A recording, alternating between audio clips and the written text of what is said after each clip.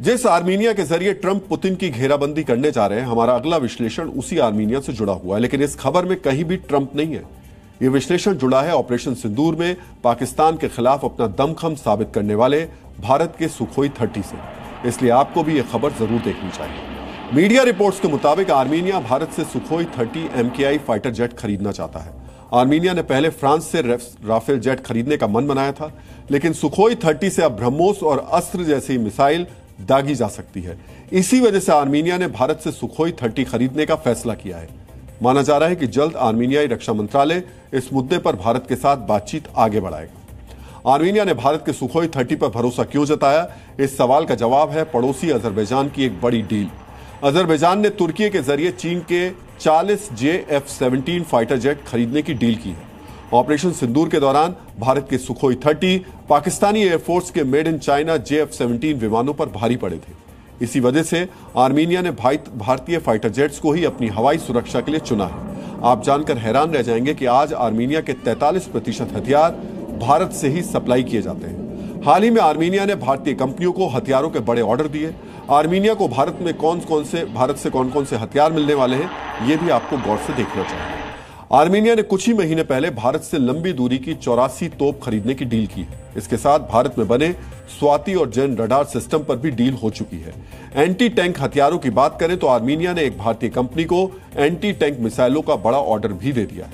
2019-20 में नारगोन काराखाफ के टकराव के बाद अजरबैजान से शिकस्त मिलने के बाद आर्मीनिया ने अपने सामरिक ढांचे को मजबूत करना और शुरू कर दिया था, और इस कोशिश में आर्मीनिया का सबसे बड़ा साझेदार भारत साबित हुआ। सबसे पहले आर्मीनिया ने भारत से पिनाका रॉकेट लॉन्चर सिस्टम खरीदे, जिनके बलबूते आर्मीनिया की सरहदों की सुरक्षा पुख्ता हो गई। पिनाका की कामयाबी के बाद 2022 में आर्मीनिया ने भारत के साथ एक और बड़ी डील की। अब हम आपको इस बड़ी डील की जानकारी देने जा रहे हैं। 2022 में आर्मीनियाई सरकार ने भारत के साथ आकाश एयर डिफेंस सिस्टम खरीदने पर डील की। इस डील की कुल लागत $72 मिलियन थी और समझौते के तहत भारत से आर्मीनिया को आकाश डिफेंस सिस्टम की 15 बैटरी मिलनी थी, जिनमें से कुछ की डिलीवरी की जा चुकी है।